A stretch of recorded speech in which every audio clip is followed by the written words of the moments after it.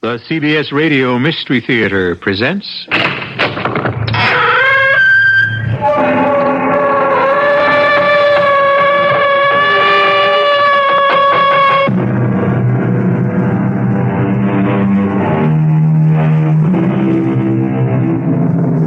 Come in. Welcome. I'm E.G. Marshall.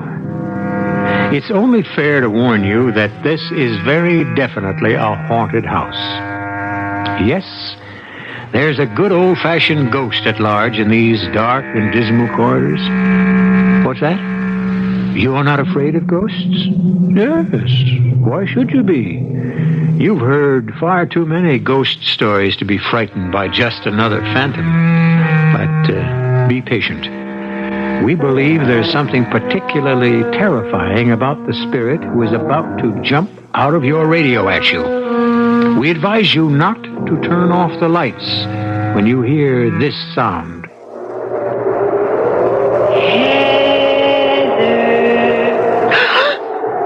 There, Mother. Did you hear it? Can't you hear it calling me? No, Heather. It's only the wind. You're just hearing the wind. No, it's her.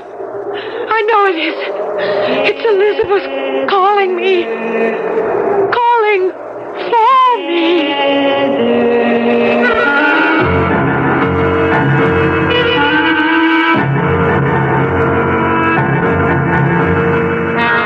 Our mystery drama, You Owe Me a Death, was written especially for the Mystery Theater by Henry Slessor and stars Patricia Elliott.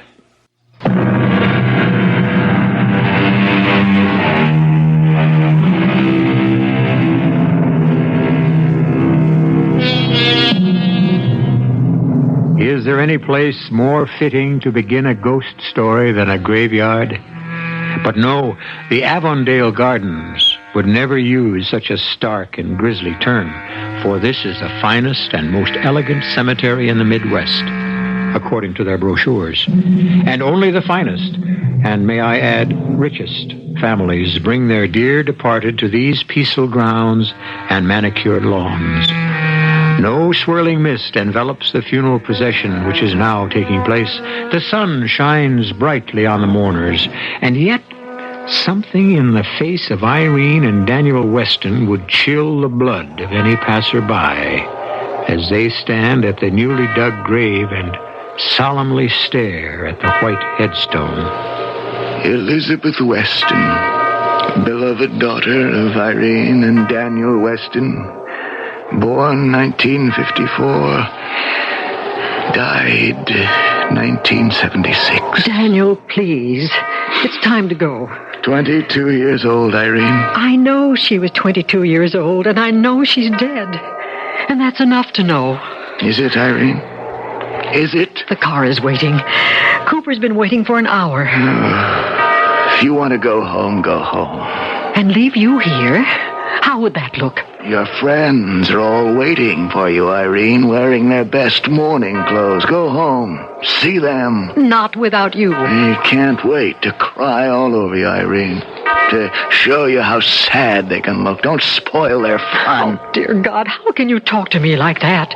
Now, in this place. Oh, I'm sorry. I didn't mean to. I don't know what I'm saying. All I can think about is her. There's no point in thinking about her. Elizabeth is gone. Oh, no, I don't mean Elizabeth. I mean her sister. We've already decided. There's no point in asking Heather to come home. You decided that, Irene. I still say she'd want to be here now. Oh, Daniel, it's over. There's nothing Heather could do here except what you're doing, wallowing in your own melancholy. Oh, yes. Yes, I know. That's how you feel. It's getting windy. I'm cold. Go home, I said. Take the car. I'll manage. All right. I'll tell you what. I'll write to Heather this evening. I'll tell her what happened. She can light a candle for Elizabeth in Rome. The city is filled with churches. Let Heather mourn her there. And you think that would take care of it? Yes, I do. You're wrong. Heather would want to be here. She was Elizabeth's twin. She loved her sister. How could she love a sister she never saw? All right, Daniel. If you want to struggle home by yourself, I'm leaving. Goodbye. Irene, Yes? you're afraid to have Heather home, aren't you? What? You're afraid of her questions. Goodbye, Daniel.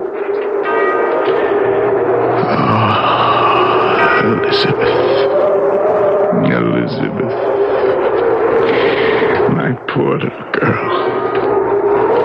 Forgive us. What? Daddy. What am I hearing? Daddy. Elizabeth.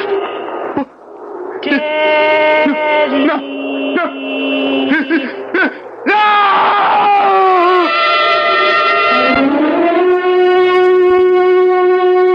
Cooper, I'm sorry to have kept you waiting. Oh, that's quite all right, Mrs. Weston. 1 second. I'll open the car door for you. Thank you. Isn't Mr. Weston with you? No, he's decided to stay there for a while. But how will he get home? I'd say that's his concern, wouldn't you? Oh, yes, ma'am. Help me! Ma'am, did you hear something? Only the wind. Odd. I could have sworn I heard something. Oh, the wind is like that. Close the door, Cooper. I'm freezing. Yes, Irene! well, madam, it's Mr. Weston. I'm sure of it. Daniel? Oh, good heavens. Cooper, hurry. Hurry. Mr. Weston, where are you? Please!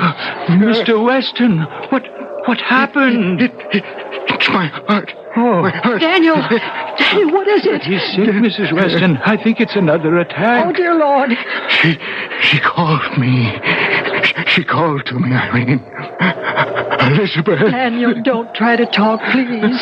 Cooper, see if you can find a telephone. Get Dr. Sherman here. Yes, ma'am. It's too late. Daniel. It's too late. It's the last time, Irene. I know. Daniel, it is. please, just lie still. Now you'll have to call Heather. You'll have to tell her to come home. For my funeral.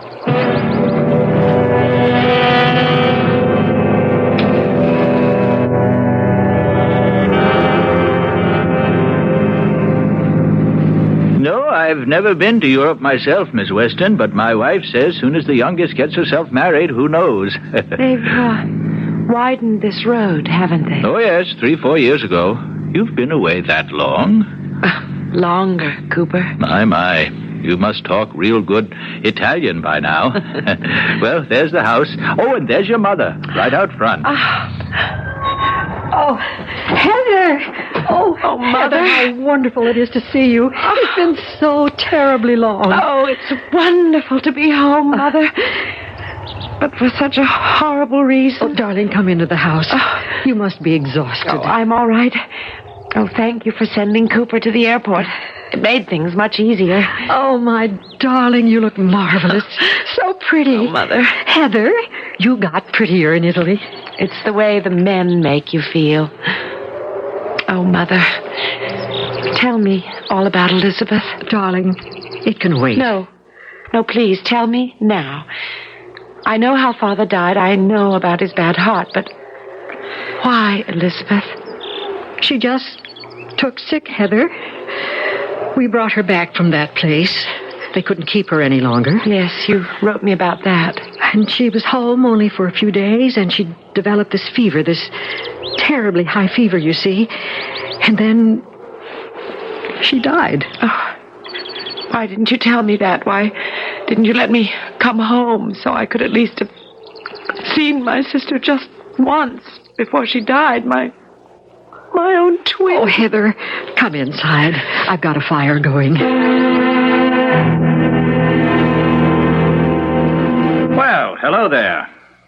Oh, I didn't know you had company, Mother. Heather, I'd like you to meet Martin Henley, our new neighbor. Well, not really so new, Irene. Been over a year since we bought the Verdon place. Well, I mean, new to Heather. Oh, yes, that's right. Your mother told me you've been living abroad for quite some time. Yes, I have. Switzerland first. I went to school in Lausanne, then a year in London, then Rome. Heather was with the embassy. Don't get the wrong idea. I wasn't a girl diplomat. I was just a secretary. Well, in any case, I'm sure it's nice to be home. but not under these circumstances, of course. Well, I should have been here long before when my sister Elizabeth came home. Did you meet her? No, I'm afraid not. Your twin seems to have been ill from the moment she arrived. Oh, Heather, would you like a drink? Or do you drink now? Yes, I can use something to warm me. Some wine, if you have it. Well, no Chianti, but I think we have some sherry. That is, I'm sure Irene has some. Sherry will be fine. You know, I suggested to your mother that the four of us go out to dinner tonight. Here's your wine. Thank you. What I meant by the four of us, I have a son, David. You like David, Heather. He's very easygoing. Just out of the Navy. Just about getting his land legs back. But he's still got a sailor's eye for a pretty girl.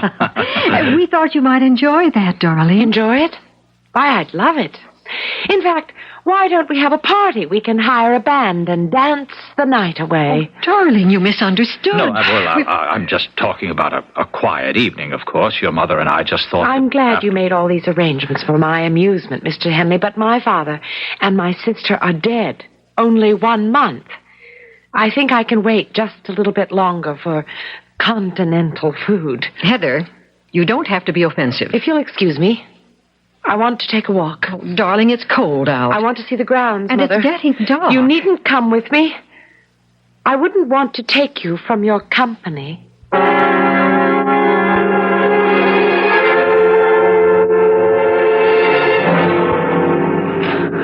Ah, the old stone bench. I haven't sat in this bench for ages. I wonder if Elizabeth ever sat here. What in the world? Sounds as if someone is calling me. It must be Mother. I'd better go inside. Hey, take it easy. You scared the daylights out of me. Well, there isn't any more daylight. Maybe that's why you bumped into me. You're the one who was in the way. Well, how did I know you'd come charging out of those trees? They're my trees. Who are you? David Henley. I was supposed to be my father here. And me. Yeah, I guess so. If you're Heather? Yes, I'm Heather. Ah. Do you mind if I went inside? I'm cold. Your mother said you were pretty. She didn't say you walked so fast.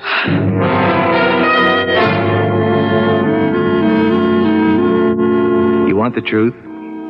I'm glad that Dad and your mother went to the Red Barn by themselves. I hate the food there. Too, continental. For my taste. Give me a hamburger anytime. Does that bother you? Oh, I haven't seen a real American hamburger in 4 years. Oh, wait till you try mine. In the Navy, I was known as the Barbecue King. Your father was a Navy man, too, wasn't he? How'd you guess? He looks like the type. Is your father widowed? Yep. All he's got's me. So you're an only child. Huh. I might as well have been an only child. I never saw my twin sister. How come? Oh, well, she wasn't well when she was born. Some kind of congenital ailment. She had to be in hospitals, sanitariums, places like that. She didn't die in a hospital, though, did she? No. No, when she was 21, she was allowed to come home. Oh, I see. I sent her a present here. A welcome home gift. It was an antique locket I found in Naples. The kind with room for 2 portraits. Yeah. I took 2 identical photos of myself and I placed them inside. Oh. Hey, you're pretty emotional about this sister of yours, aren't you? Why shouldn't I be? The reason's too obvious to mention. Because I never saw her. You got it. Oh, but you're wrong. I did know Elizabeth. How could I not know her? She was the other half of me. What? Well, don't you know the theory about twins? That they're the same person, divided in half. Only an accident of biology separates them at birth, but they can't ever be truly separated. Sounds pretty romantic. Like most legends. I think the legends are true. I honestly believe there were times when Elizabeth felt my joys and my pain, and I hers.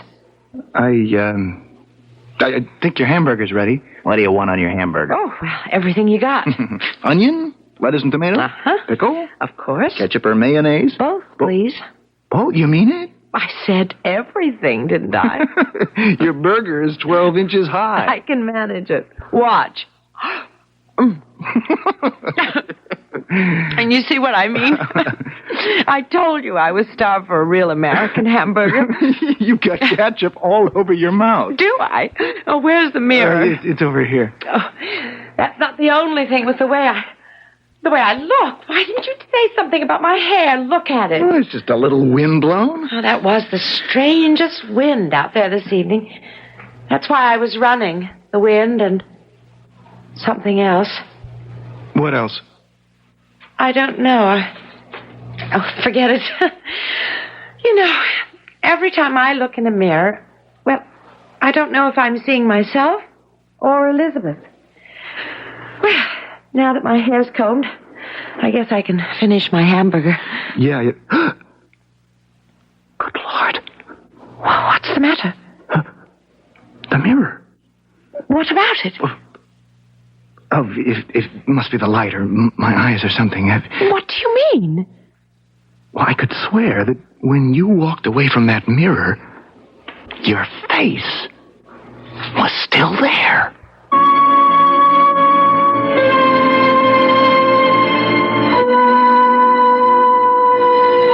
It appears that Heather Weston is being haunted, and by the other half of herself.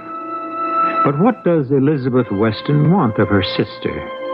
They say that ghosts only return to Earth because of a deed undone, a promise unfulfilled, a vengeance unobtained. What force has brought Elizabeth's restless spirit back to her home?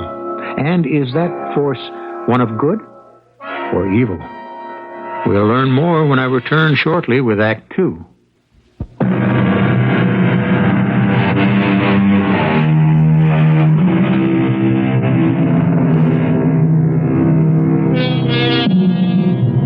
Heather Weston has come home. Home to a mother whose mourning period for her dead father and sister seems to have been abbreviated.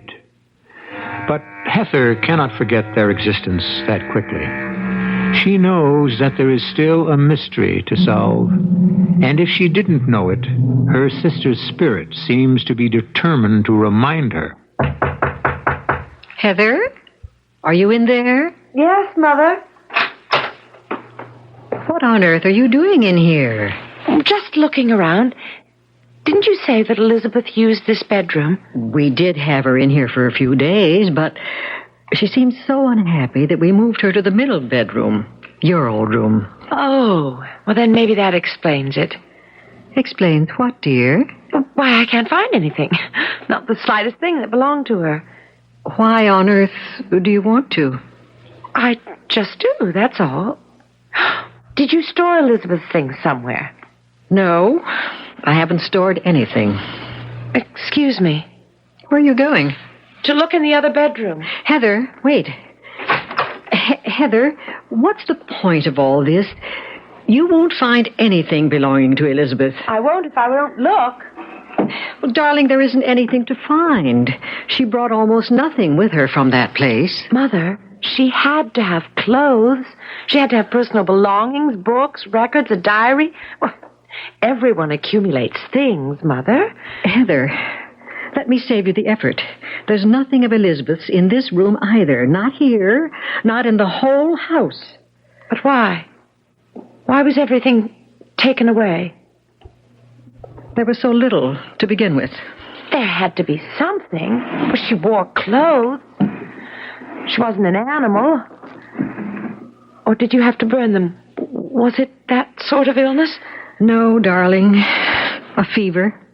Nothing contagious. Then why is everything wiped away, scrubbed so clean of her? I mean, you'd never know that Elizabeth existed. Oh, she existed. Briefly, but she was here. Then why Why did you do this? Why did you remove all traces? Because there are some things in life that don't call for souvenirs. Oh, yes. I understand. Oh, what's this? Oh, the drawer doesn't close all the way. It's because something's stuck in the corner. Oh, there. There, I've got it loose. Mother, look. It's the locket, the one I sent her from Naples. Yes. Oh, so you did give it to her. Yes, I did, darling. Or I tried. Why? Didn't she like it? Well, for some reason, she was afraid of it. Afraid? But why? I don't know. I told you that Elizabeth was strange sometimes. Do you suppose it was the identical portraits? Well, perhaps. Oh, Mother. That was it, wasn't it? Those photographs must have seemed so disgustingly healthy when she was so ill. Oh, you may be right, Heather. Oh, so the only memento I have of my sister is the one I sent her myself.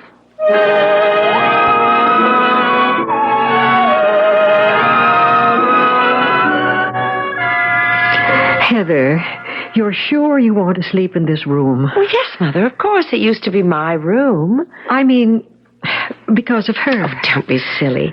Doesn't bother me that my sister used this room. Why shouldn't she? Well, all right. Good night then, darling. Good night, Mother. And sleep well. Yes, I'll try. I just wish this weather would change. The wind never seems to stop. Well, it's this time of year, Mother, that's all. Damn this time of year. Well, good night, Angel. Good night, Mother. Whew. It is much too windy. I'd better shut that window.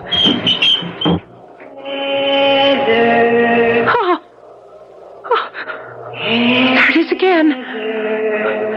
I do hear it. I do. There's someone out there calling my name. Oh! Maybe someone else can hear it, too. I've got to find out.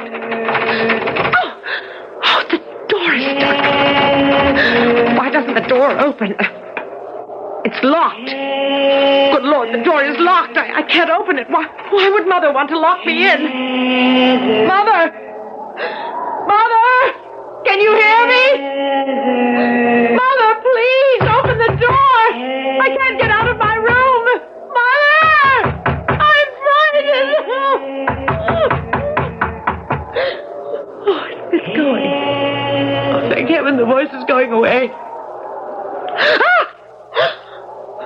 The door. Oh, that light. That light behind it is blinding.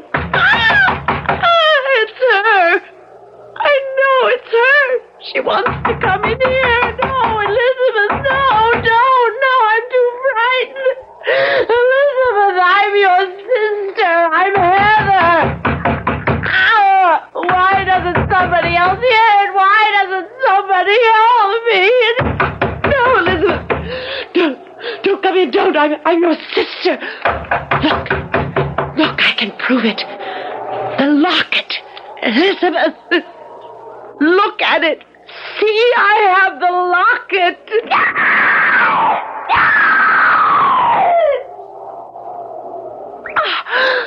Oh, she's gone. She's gone. She was frightened of the locket. Are you all right? Mother. Open the door, darling, please. I can't. It's locked. You locked it. Of course it isn't locked. Heather, what's the matter? Was it a bad dream? I heard you cry out. That's all you heard? Only me? Well, yes, darling. That's all.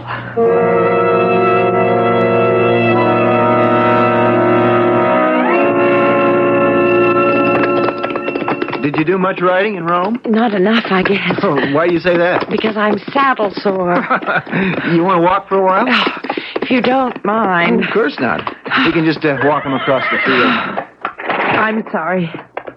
I told you I wasn't going to be much of a riding companion.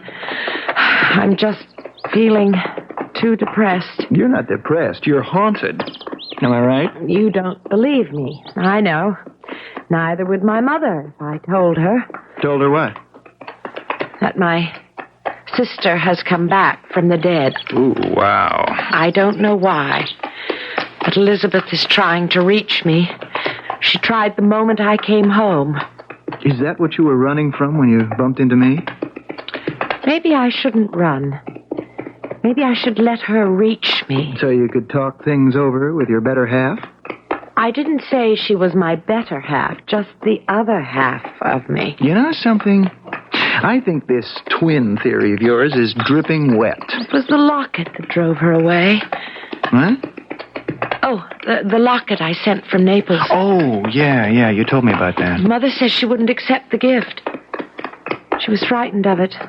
Frightened her away last night, too, when she tried to get into my room. Well, they drive vampires away with crucifixes or a string of garlic. I'm not going to do anything at all to drive Elizabeth away. I'm going to let her come to me. That idea doesn't scare you? She's my sister. No. Can I ask you something? Yes? If you're not scared, then how come you're wearing that locket?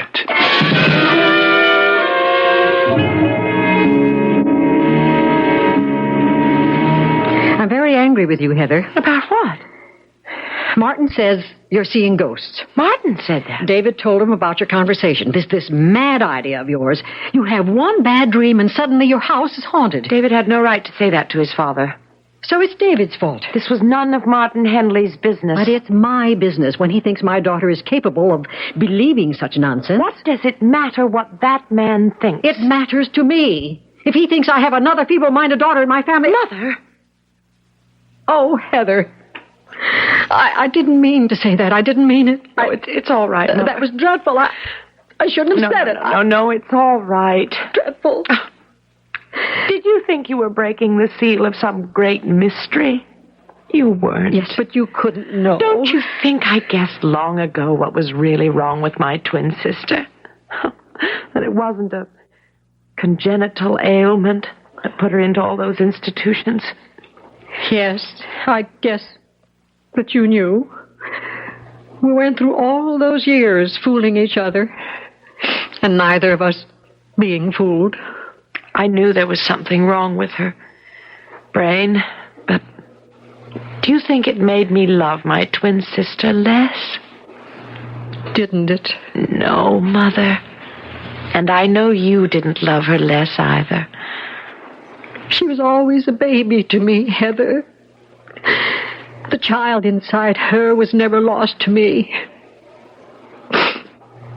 Until the day she died. She called me Mummy.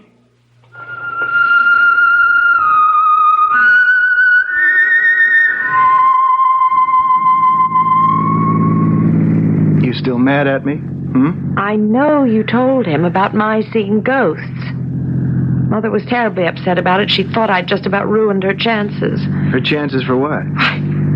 Catching herself a new husband, of course. Don't tell me you haven't figured that one out. Guess I had some inkling. Well, don't worry about it. You're not about to get a new sister. The last thing I want you to be is a sister. There isn't the slightest chance. Now that your father knows what a crazy family we are. Heather, listen to me. You obviously don't know everything I told my father. You told him that I saw the ghost of Elizabeth? No, that's only half of it. And what is the other half? I told him that I believed you. You what? I believe you, Heather, because I saw her, too. Remember that night we were having hamburgers? I saw your dead twin in the mirror. I thought you said it was your imagination or your eyesight. Yes, I've never believed in ghosts before. But I'm willing to have someone prove this one exists. But how? That's what I wanted to talk to you about. Have you ever heard of a woman named Margaret Collodi? No. No, who's she? Well, she was a famous medium in her day. I don't even know if she does this sort of thing anymore, but when I heard she'd settled as close as Fairmont Village, I thought it was worth calling on her. So that's why we're going there. Mm-hmm. Is that all right with you? Well, yes, I suppose so. If it's all right with Mrs. Collodi. Well, to be truthful, she didn't sound especially glad when I told her the point of our visit.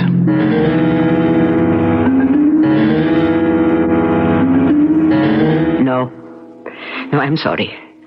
I haven't conducted a seance in 15 years.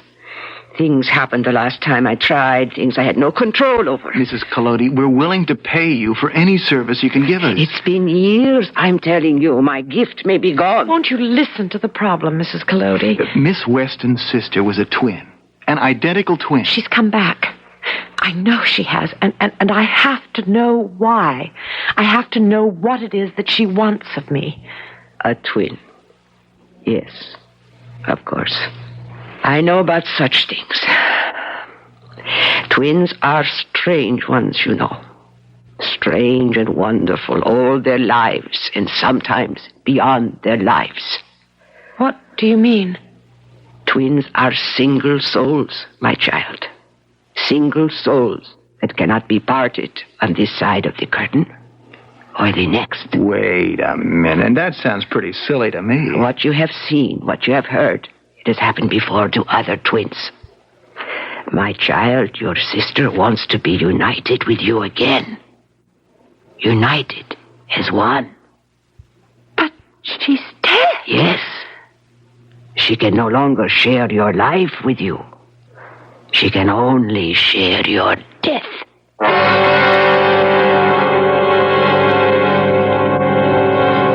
If Mrs. Collodi is right, then Heather Weston may no longer be very happy to know what her dead sister yearns for. No matter how much she may want to see Elizabeth, Heather is perfectly willing to wait another 60 years for the pleasure of reunion. The question is, will Elizabeth let her wait? We'll find out when we return in a moment with Act 3.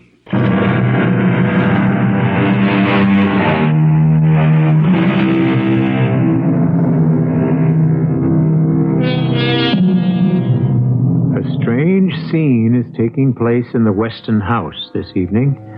A circle is being formed in the living room. Irene Weston and her daughter Heather are sitting with Martin Henley and his son David.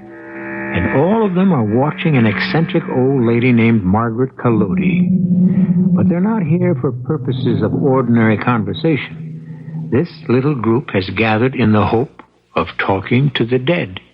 Well, let's get this nonsense over with. Mother, please. Mrs. Collodi, tell us what we have to do. Do we join hands or... First, there must be darkness. Of course. All mediums have to work in the dark, don't they? Mother, give the woman a chance. I warned your daughter. It's been many long years since I tried to contact the spirit world. And even when I had my powers, I had little control. Now, wait a minute. What does that mean exactly? Things would happen. Evil things sometimes. Oh, for heaven's sake. David, please turn off the lights. Oh, sure. Now, we decided to do this thing. Let's do it. There. And now, what do we do? Now, we wait.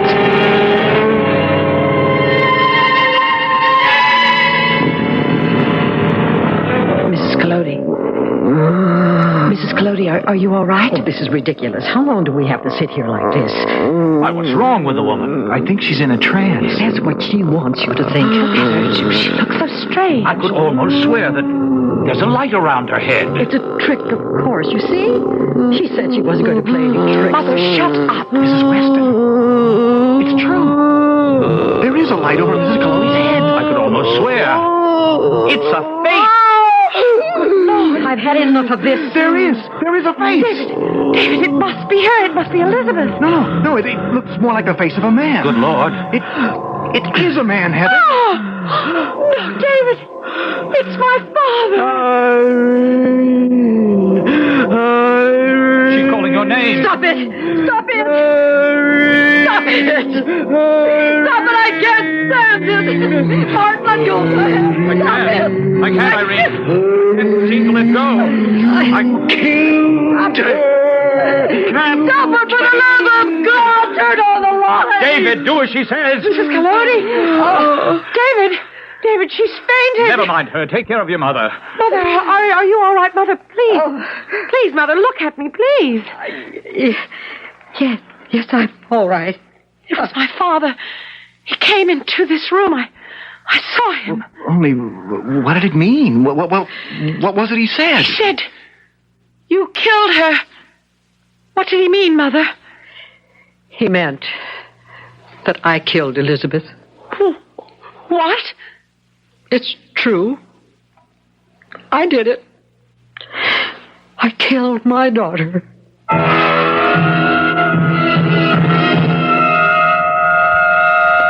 You never knew the real truth about your sister, Heather, because I never wanted you to know. Mother, I did know. I told you that. I knew that Elizabeth had some kind of mental deficiency. Yes, she had the mind of a child, but her body... Irene, it's only natural. The body grows and changes, even if the mind can. No, you don't understand. Heather, you think you've seen your sister, seen her ghostly image looking just like you. Yes, I have. But your ghost is only in your mind. You've seen Elizabeth the way you imagined her to be, perhaps as she sometimes imagined herself. But they were identical twins, Mrs. Weston. They were born at the same moment, but they were not identical. Heather, your sister was different. Some accident of biology. You mean malformed in some way?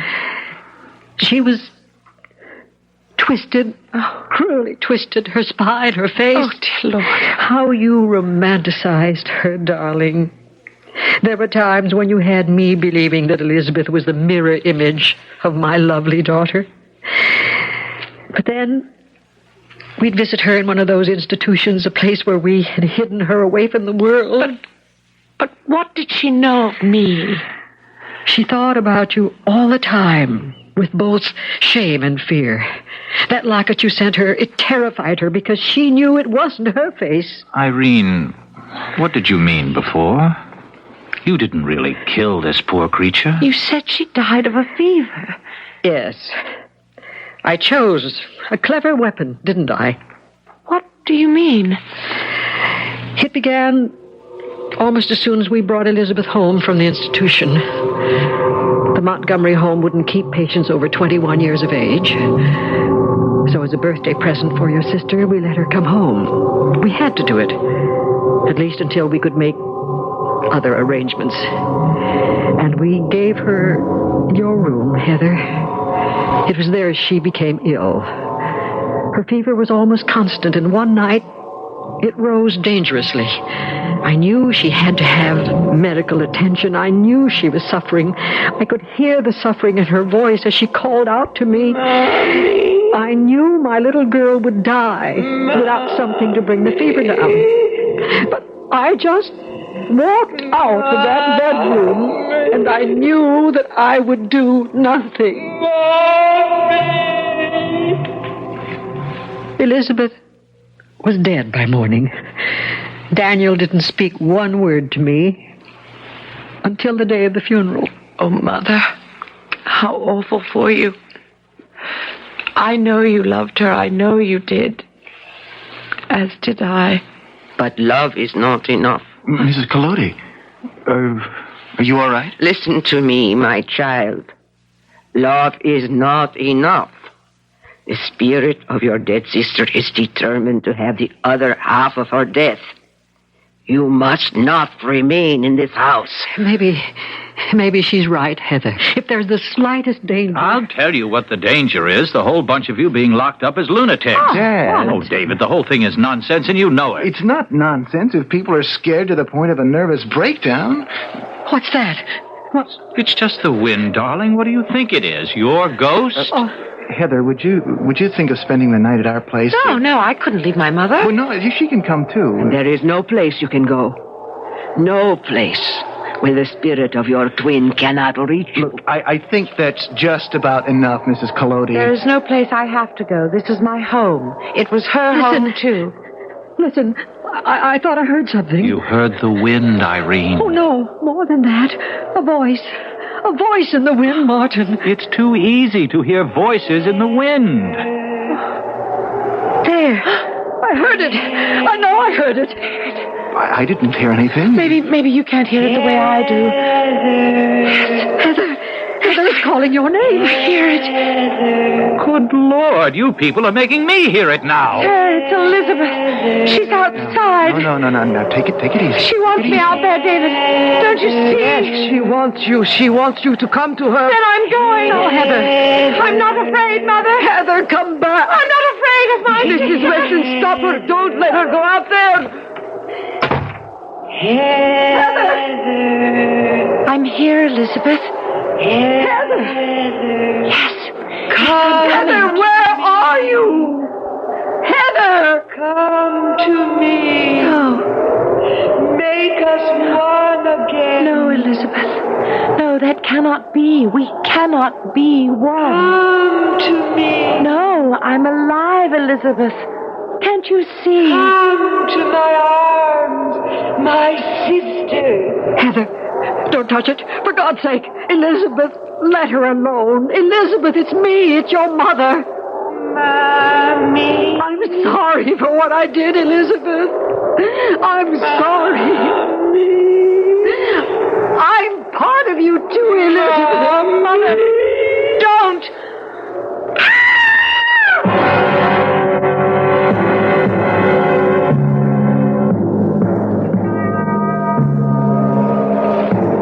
It's strange, isn't it? When I first arrived back home, I kept telling myself that I should go to the cemetery. It's not my favorite place, personally. I just thought that I should do it, that I should visit the graves of my father and my sister. But I couldn't do it. I'm not so sure you should be here today, Heather. Not the way you've been feeling. But I have to be here, David. This time, I have 3 graves to visit.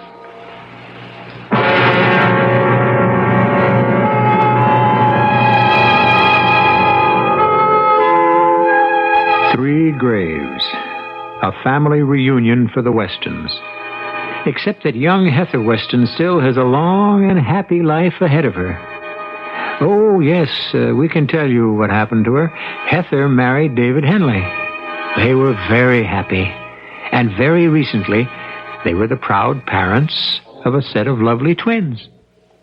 I'll be back shortly.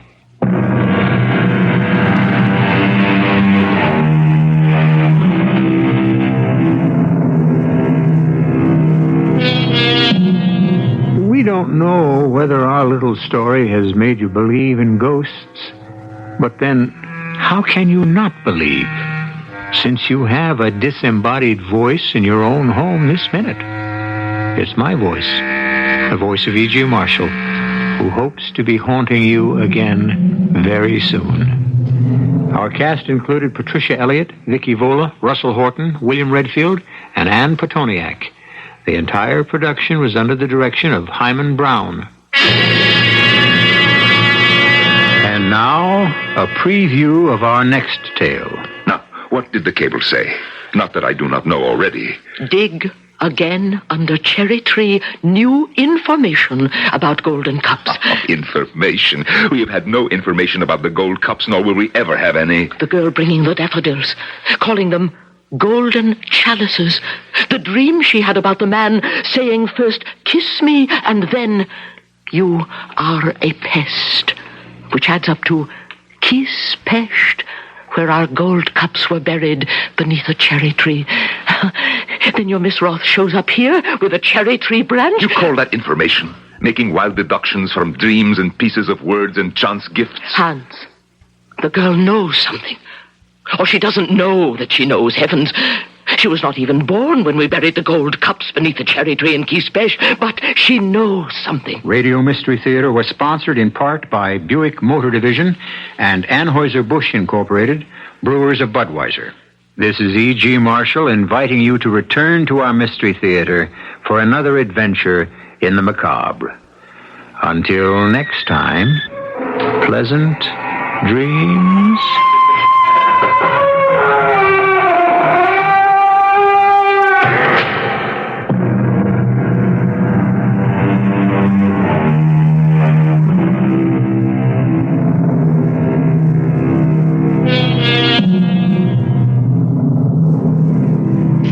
CBS News follows on WBBM Chicago. Let's all go to the lobby. Let's all go to the lobby. Let's all go to the lobby to get ourselves a treat.